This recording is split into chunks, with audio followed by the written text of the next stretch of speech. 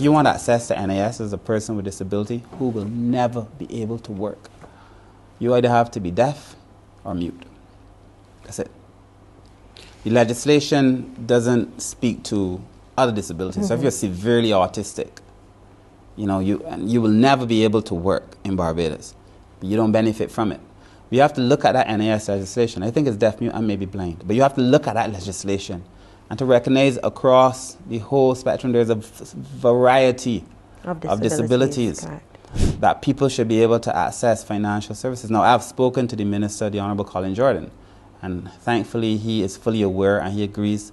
And very soon we're going to be able to make that amendment so that persons with disabilities can have access to some level of support. But beyond the legislation and beyond that, there are some simple things that I feel we need to be able to do.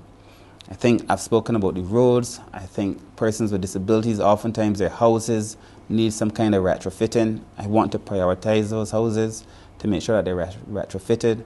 I want to know that there's a register of persons with disabilities so that I know what is the nature of the disability. But I want to know exactly where every single person is.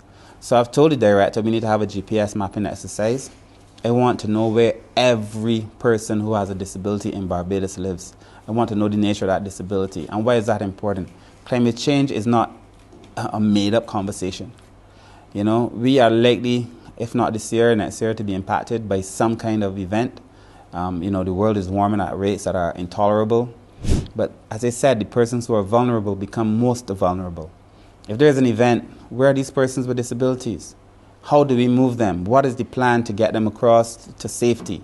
You know, how do we make sure that we can protect the most vulnerable when they need that level of protection?